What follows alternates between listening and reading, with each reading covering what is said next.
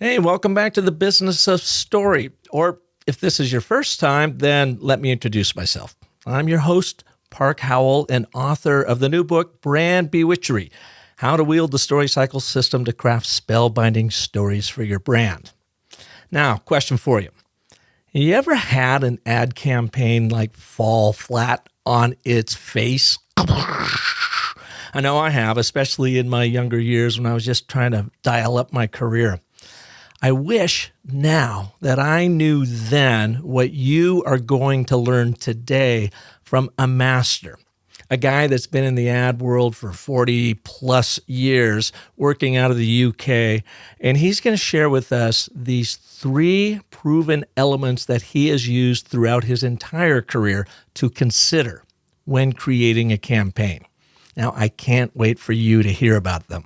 But first, I want to bring you our story marketing moment. So just last week, I had a client tell me that they had been trying to reach this prospect for about 8 months. And you know what? They were totally being ghosted. It was like she wasn't even on their radar screen. I mean, just bupkis. Have you ever had that? You know, that terrible feeling where you're just completely being ignored? So they did something. They used one of the foundational elements that I train, and that's the ABT. So if you've been a listener or have read Brand Bewitchery, then you know that the ABT is the foundational narrative framework that uses the 3 buoy words of and, but, and therefore. When you use them, you're not really creating a story per se, but you are using the story dynamics of setup, problem resolution in under 20 seconds, in 40 words in an email to hook your audience from the very start. So the way it works is like this. What I want you to first do is think about your audience, your customer, your prospect you're trying to reach, and I want you to think about the singular problem that you are solving for them. Granted, you probably solve lots of problems for them, but I want you to think about the singular big problem that you are going to address in your outreach. Put that down. In fact, you're going to write that in your but statement. Then you're going to set that up with your and statement. That's a statement of agreement. That's a very first statement. And it is always written from your reader's perspective, your audience perspective, your customer's perspective. So it's like, you want this, customer, and it's important to you because of this. But the problem is you are faced with this. Therefore, and this is when you bring in your solution. Therefore, I can easily help you get there by doing this through our proprietary software service or whatever it might be. This setup, problem, resolution dynamic of the ABT is how you hack through the noise and hook into the limbic subconscious problem solution dynamic system of your audience. So in today's story marketing moment, I want you to first begin with, what problem am I solving for my customer? Could be that outreach you're doing, that email outreach. Maybe you're writing a blog post. Maybe you are trying to set up the theme for an overall podcast. Maybe you are trying to put together a presentation.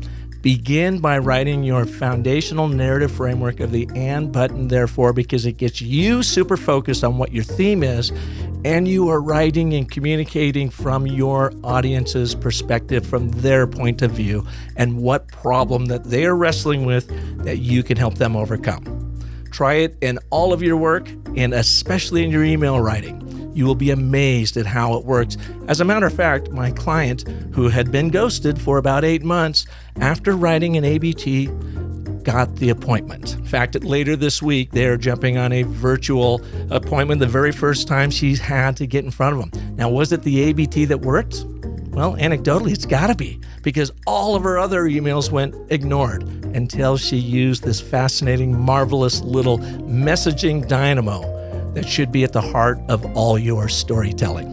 You can learn more about it in my book, Chapter 4, called Disruption, where I cover the ABT exclusively in Brand Bewitchery. So grab your copy right now at Amazon or Apple Books. On today's show, I have my good friend Andy Wakefield coming to you from his thatched roof cottage north of London. He has one major lament about the advertising industry that we will try to correct in this episode. I don't have to tell you that stories resonate with people. Where are the stories? And I think that's the key to it. I don't know where the stories are. I look at commercials and they're not stories. We grew up with stories as part of our lives. We engage with stories. I don't engage with commercials now. There's nothing there that I want to know about that brand. It sounds very brutal, I know, but there don't seem to be many brands that are speaking my language or speaking the language of even younger people.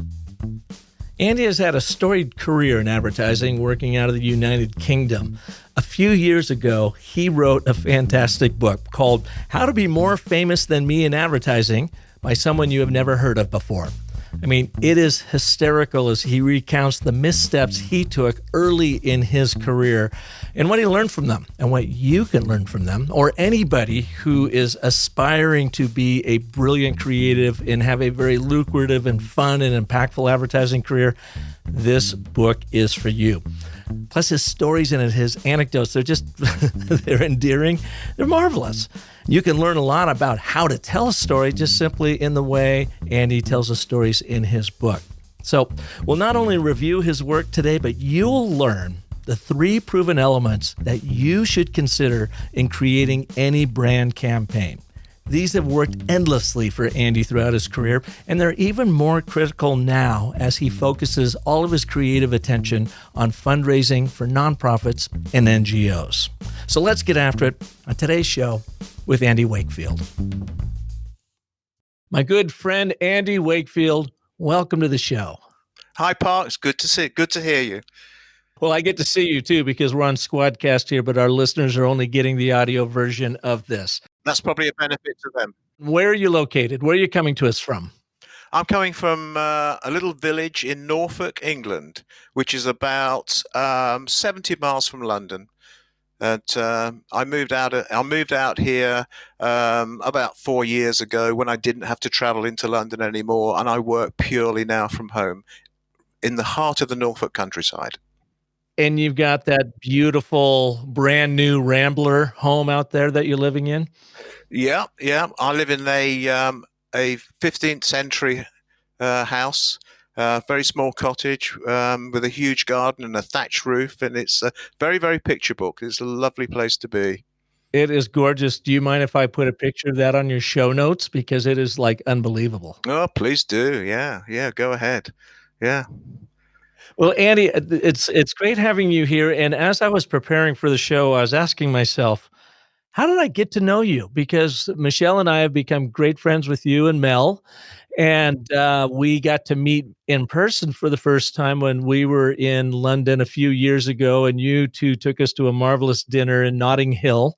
And then you've made several trips out here to Arizona. And the last time we caught up was about a year and a half ago, pre-COVID, and had a wonderful meal out here in Scottsdale. So we got to pay you back. But I couldn't remember how we initially got acquainted. Well, I'll tell you what it was. I was thinking of moving out to Arizona because I love the state. I first came to Arizona on a photographic trip doing a fashion shoot. I never would have gone there before. I just happened to go there because of the business of advertising. Ended up in Phoenix and toured around taking fashion shots around Lake Powell, Monument Valley. I did a whistle-stop tour of Arizona, fell in love with Arizona, and I thought, I'd quite like to work there. So I looked up a few agencies, and I came to the conclusion of I think the best agency may be a place called Park & Co. So I got in touch. I sent you some work. Then it just happened from there. We established a dialogue. We got to know each other. I never happened to get to work in Arizona because things happened. I moved on to different ventures in the advertising business. I moved up to be more of a executive creative director. I then moved on to other things in the business, working on more third sector charity business, and so the thing never happened. But what happened was we kept in touch. You came over to UK. We went out to dinner with our wives. I came over to Arizona a couple of times and we met up again. And but it was started really by an interest in your old business. That's right. Man, that was a long time ago. Now that I think about it, because you and I have been in touch ever since, and I just could not recall how that came about. And I got a chance to read your book, and I guess it was your first book. And I want to start the show with that because this is for anybody that knows anybody that thinks they want to get an a career in the advertising and marketing world. And you wrote this marvelous book, and I highly recommend it because it's such a fun read and your stories are incredible. It took me back to my days, my early days as a struggling copywriter. The book is How to Be More Famous Than Me in Advertising by Someone You've Never Heard of. Andy Wakefield. Shall I elaborate on? How did that title come about? Yes, please do. Yeah, well, I think the thing is that I was very lucky to come into the advertising business in the mid '70s, and especially it was a time when Britain was winning lots of awards for creativity. We were still enjoying like the post '60s revolution, and and I found myself in the company of some great storytellers. There's people like Alan Parker, who used to work in the post room of an agency, but wanted to do ads, and film directors like Ridley Scott, Tony Scott, Hugh Hudson. Um, and at that time, they were all exclusively doing TV commercials. There were even account men like David Putnam. All these guys went on to do great things in the world of communication. So at that time, you really would have had to have gone around blindfold and with your fingers in your ears, not to be influenced by what was going on in London, in London creative departments. It was buzzing with stories to tell. And there was a certain culture of advertising that came from the best agencies like Collett Dickinson Peers, Bose Massimi, Bartle Bogle Haggerty, and I worked with a lot of people from those agencies. But the reason I wrote the book is to say to people who were coming into advertising, it wasn't really to do a manual on advertising. It wasn't like a sort of a how to play a guitar in a day, but it was more to do with, I suppose, the traps you can fall into if you work in the wrong agencies, and how to get into the best agencies. And really, a lot of it was based on a quote by one of your guys, Bill Bernbach, who said, you have to be arrogant, a degree of arrogance to work in this business. And I thought, yeah, I think he's right. And a lot of the premise of the book is based on the fact that a degree of selfishness that you've got to have to be a creative, and really, excuse the language, don't take any shit from people. So when you do a great ad, you think it's a great ad. People then start talking you out of, well, shouldn't you calm it down a bit? Shouldn't you? Can the logo be a little bit bigger? Can we just have a pack shot rather than that weird visual? And the people that became famous at that time said no. A lot of the time, I said okay. And the reason was for the title, How to Be More Famous in Me, but than Me in Advertising, was really, don't get me wrong, I made a very good living in advertising. I did some pretty good ads, but I think, to be honest, I was a support act rather than a headliner. And what I wanted to say is to people coming into the business, look, go for it. You've got to be a little bit selfish.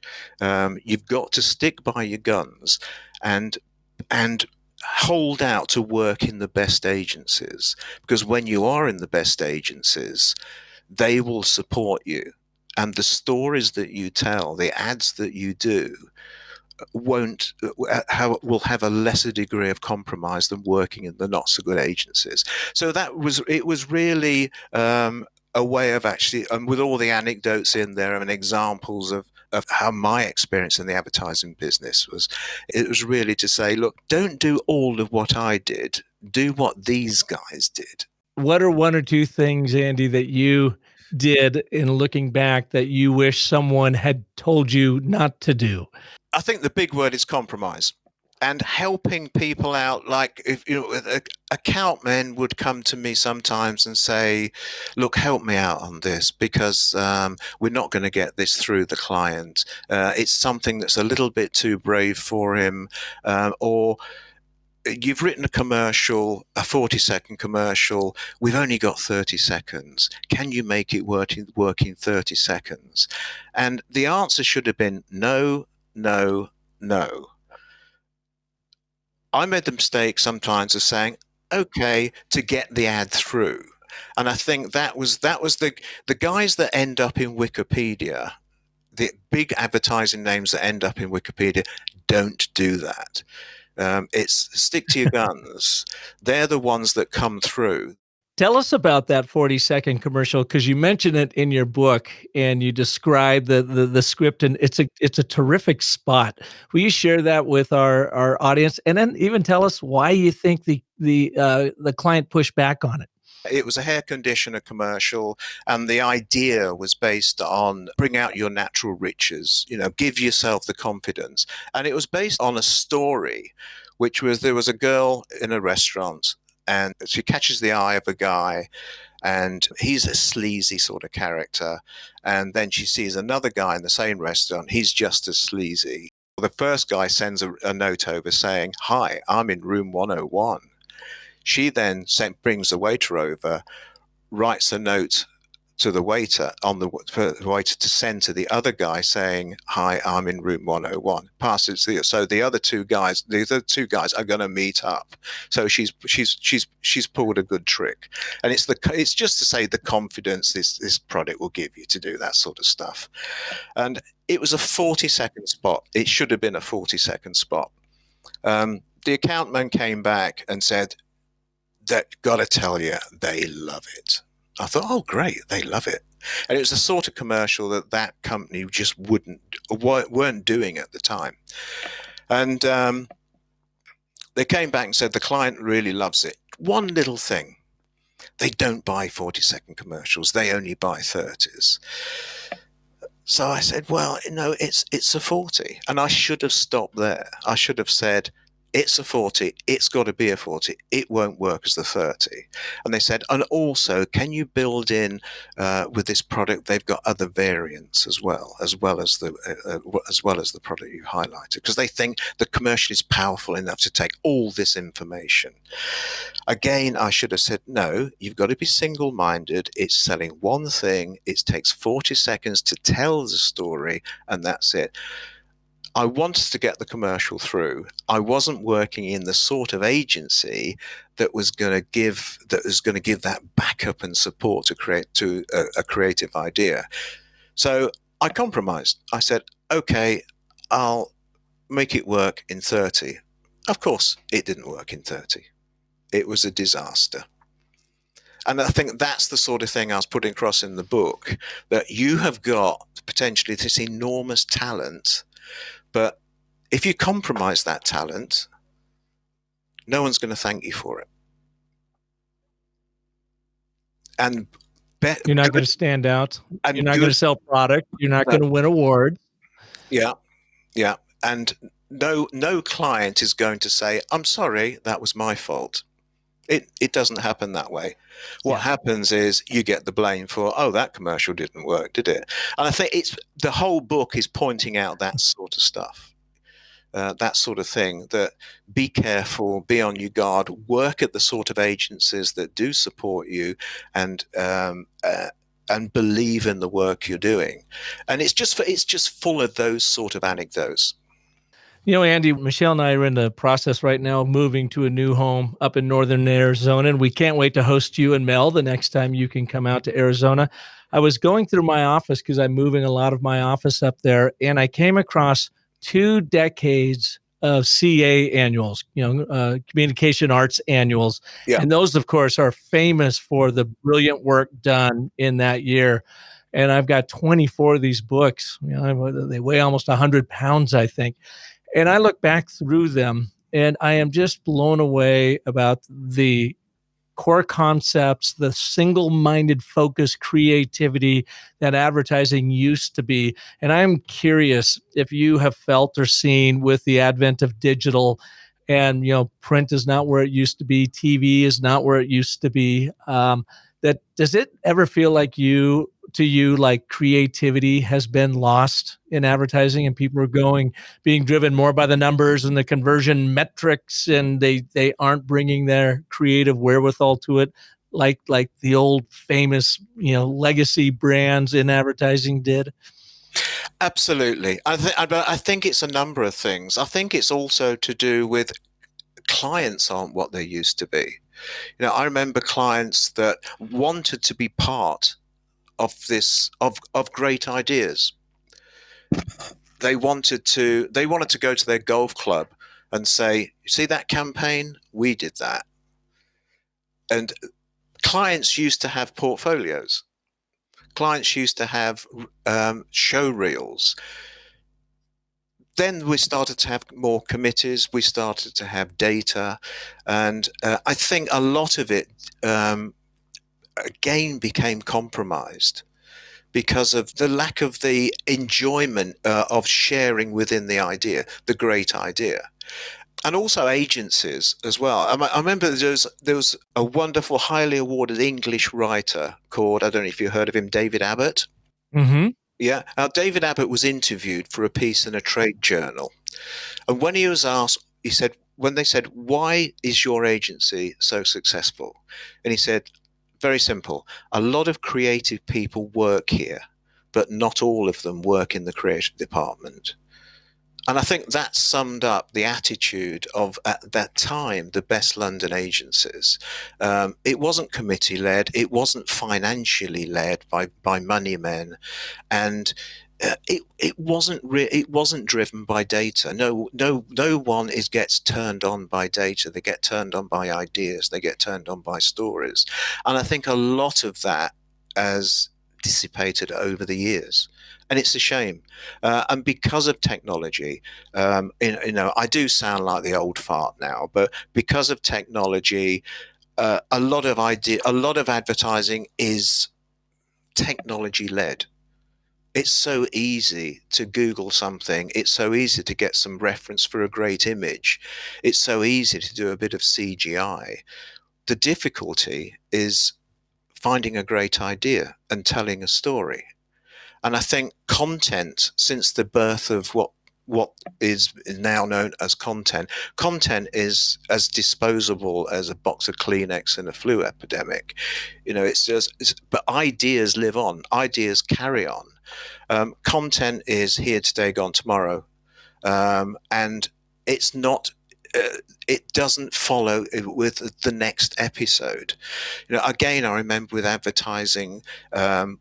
When I first came into the business, there were great stories. People wanted to know how Heineken was going to refresh the next part, and how Leonard Rossiter was going to spill his drink over Joan Collins in the next commercial. They were campaigns. They were big ideas that carried on. And I think a lot of that has gone. I watch the TV in commercial breaks.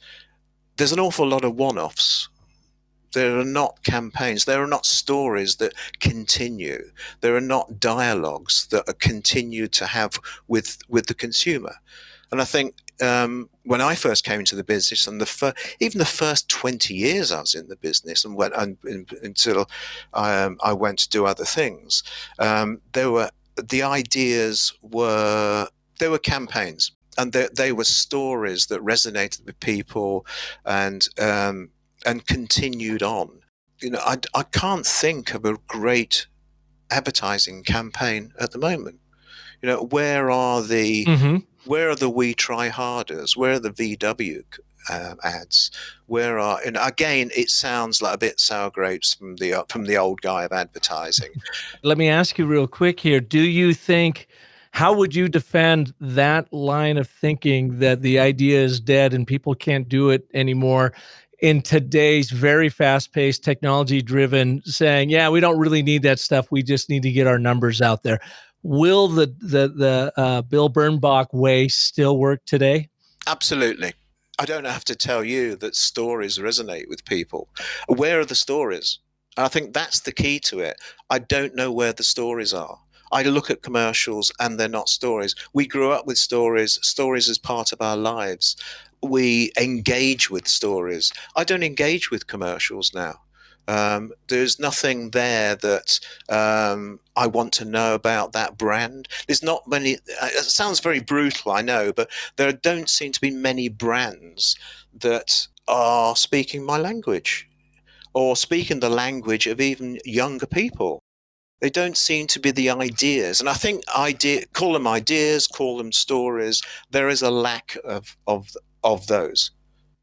So when you were back in the day, young guy coming up through the creative world, and you were doing a lot of great work and getting, recognized very highly for it, how did you approach storytelling? Or in hindsight, do you have some advice for our listeners if they're thinking about activating stories in their commercials?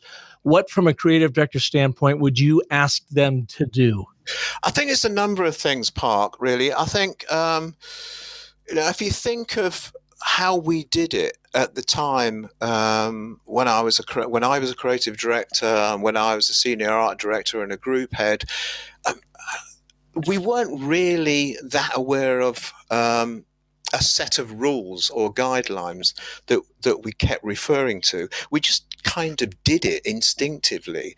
But I suppose if I was to analyze what that would be, I think first of all, when you're doing an ad, a campaign, an idea, a story, is to first of all to establish a point of agreement with your audience. It's like when you go into a meeting, the first thing you're most likely to say to someone is along the lines of, "It's really cold today." If the response is, "Yeah, it's bloody freezing," you have a point of agreement to continue the conversation. I think it's the same with storytelling.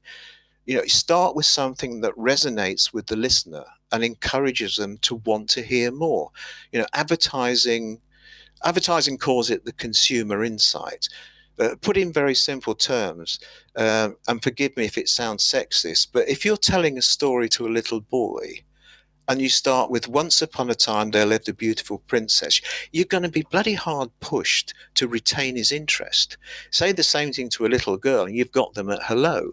So it's really to establish that first point of agreement with your audience in storytelling.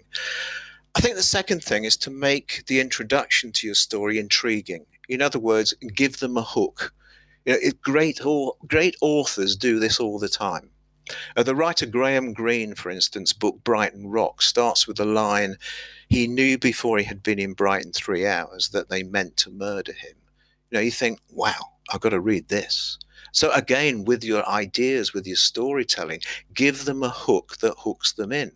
The book Lolita starts with, "Lolita, light of my life, fire of my loins. Now I defy anyone not to want to carry on reading that story." There are millions of them.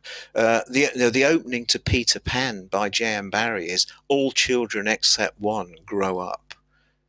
Again, if you've got ideas and advertising ideas that start with that, ooh, it's pull the rug from people's feet. Give them something to think, "I want to hear the rest of that story."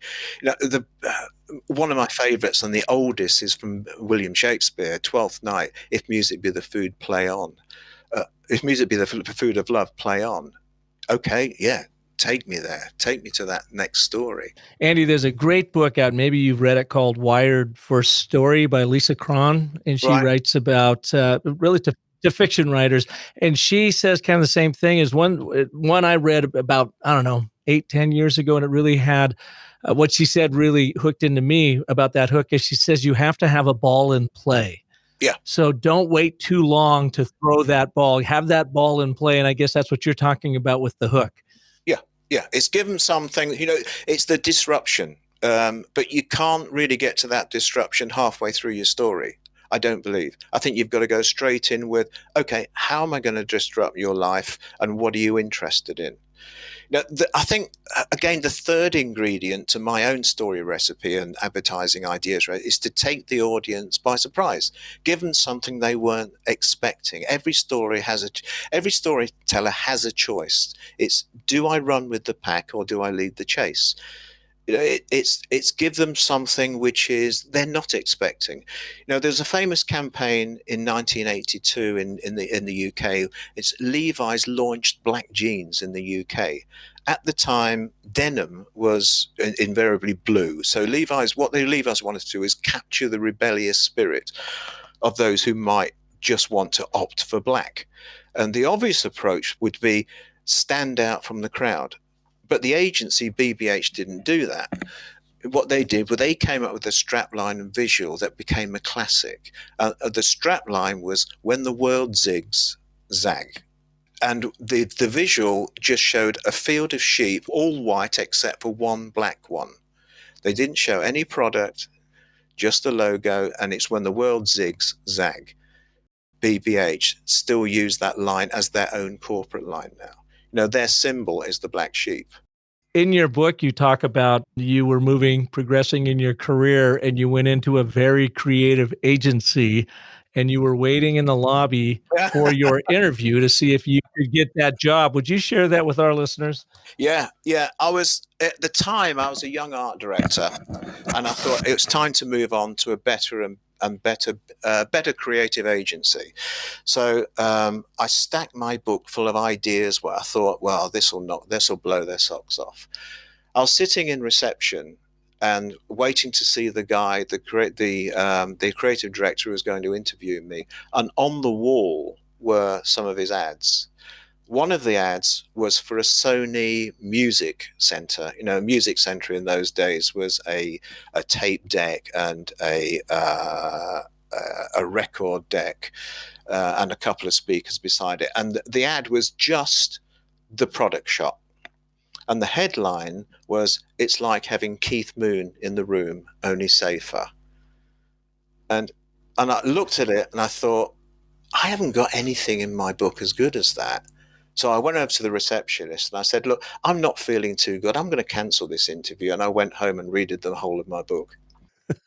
And for those who don't know who Keith Moon is, why was he relevant at that time in that ad? Keith Moon, I should have realized.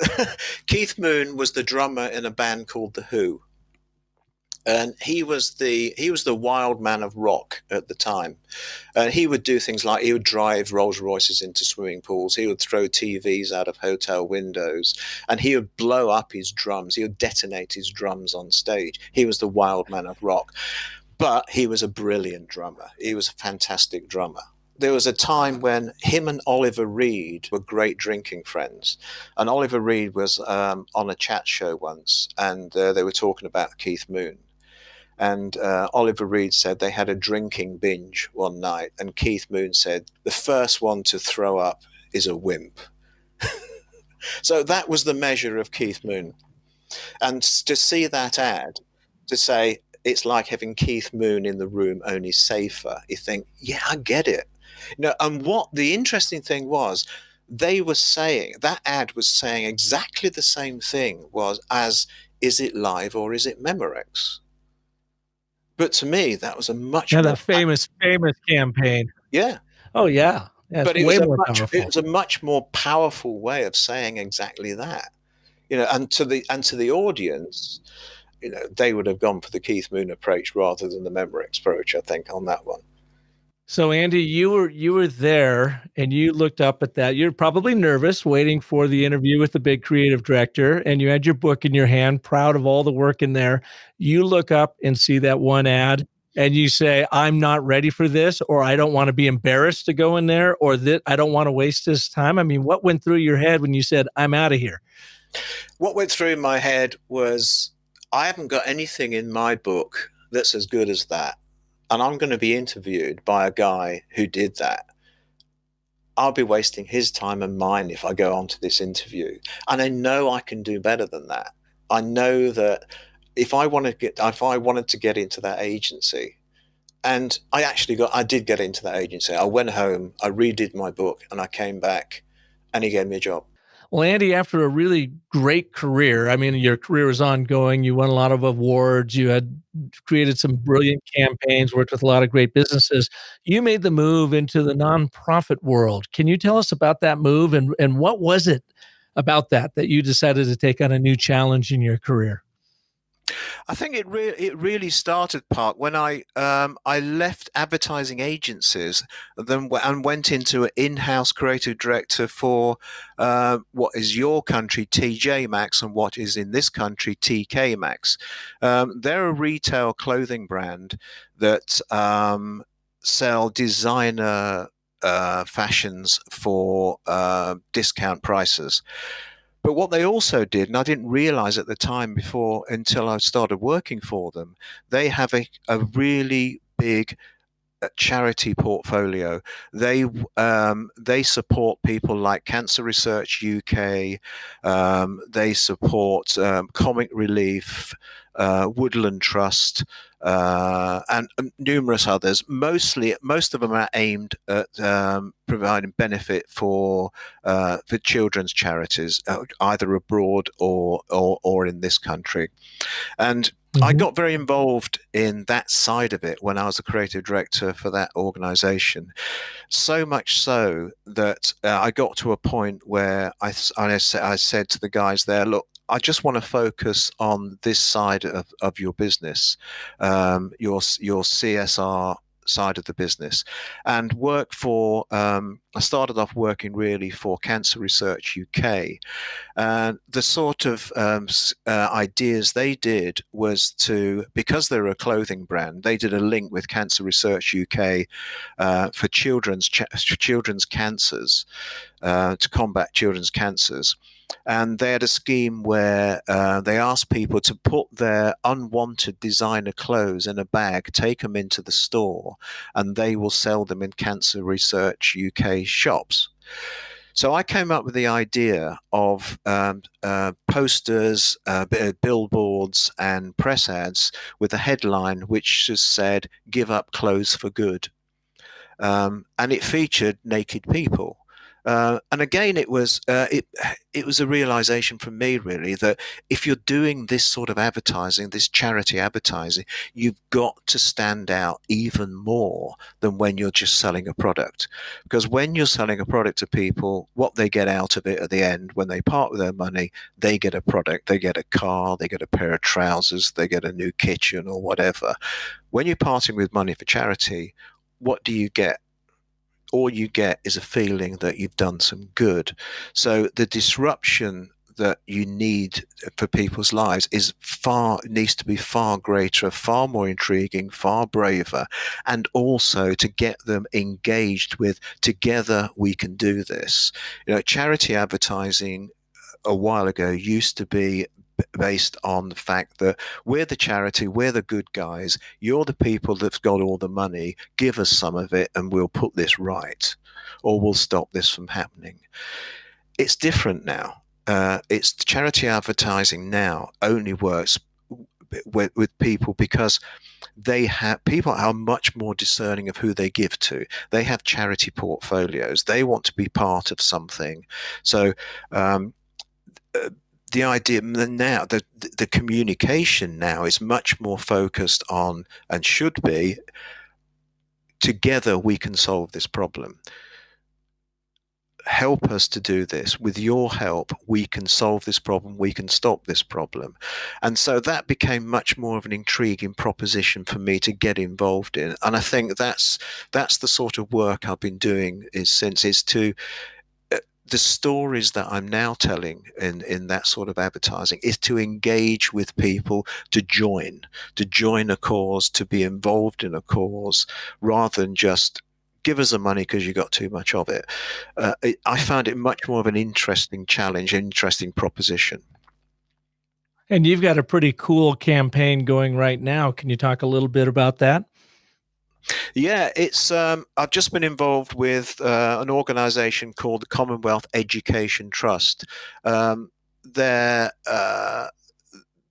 their strategy is to bring education to poor countries, low-income countries within the British Commonwealth, the British Commonwealth. So it's countries in Africa and Asia, the Caribbean. The idea really is to communicate to mostly philanthropy givers that there is this thing that exists called education poverty, not just hunger poverty, but education poverty. And because of education poverty, a huge percent of children throughout the world are not being educated. Because they're not being educated, that has an effect throughout their communities, they're not just their own lives, their own families' lives, but throughout their communities. By educating or allowing these kids to be educated through a technology program which is sent to teachers. So it's teacher focused to supply the technology for these teachers to teach better. These kids are able to improve their own lives and improve the lives of their communities. So I was involved with the whole rebrand, the communication to make people aware of all this. And it's been incredibly rewarding to do that. Yeah, it's kind of the idea turned on its head. It takes a village to raise a child, but in your case, it takes educating a child to get that village out of literacy poverty or education poverty. So it's just the Exactly. exact opposite. We got to look at that each of that individual child, get them educated to bring the whole up. Yeah, and the benefit is really to say to people, look, we're asking for your money. Next year, we're not going to ask you for more money because it's not just this kid it's not just this community holding its hand out. Once you donate to this, it becomes sustainable. It grows. It's money that provides education for not just the kid, but the community. So you're donating for this thing that grows rather than just, it's going to be the same problem next year. It's not a hunger thing. He's going to be hungry next year. Once he's educated, once these children are educated, the whole community benefits from it. Well, that's awesome. You are doing some amazing work out there. Andy, let's wrap with any one last thought you have here for our listeners about how they can really hack through the noise out there in the digital world and hook the hearts of their audiences. I think I'll put it in three headings, Park, really. It's sort of going back over what we've been talking about. The first and most important thing I'd say is establish a point of agreement with your audience. Find that insight that's going to resonate with them and engage with them. So the first point is find that point of agreement, find that insight. The second thing is that once you've found that insight, find the memorable hook that provides the interest with a unique way of doing it. So it's the old phrase of, first of all, tell it straight, then tell it great. Find what it is that's going to change their lives and tell it in a way that they weren't expecting. So it's taking that famous line, when your audience is expecting to zig, pull the rug from under the feet and get them to zag. Well, Andy, thank you so much for being here, coming from your home. And folks, thanks for listening through this. Our audio wasn't great because after all, he's coming to you from a 15th century thatched roof home in the beautiful countryside, north of London out there. So it's great to have you. Yeah, and it's also 10 minutes past midnight. So you got that working for you too. Yeah. Okay, Park, good to talk to you. All right, Andy, thank you so much. And be sure to say hello to Mel for Michelle and I. And I will. I want to thank you all for listening to this edition of The Business of Story. If you like what you heard, by all means, share it out with your world. Andy is a great guy. The next time he's back here in Arizona, I can't wait to have him up to our house and check out his work. Definitely read his book. It is such a fun read, and we've all been there in one way, shape, or form. Great. If I can be of service to you, come on over to thebusinessofstory.com. I've got tools, tips, techniques for you to help you craft and tell compelling stories that sell. And until next Monday, when we will have another amazing story artist right here for you, just like Andy Wakefield, remember that the most important story you'll ever tell is the story you tell yourself. So make it a great one. Thanks so much for listening.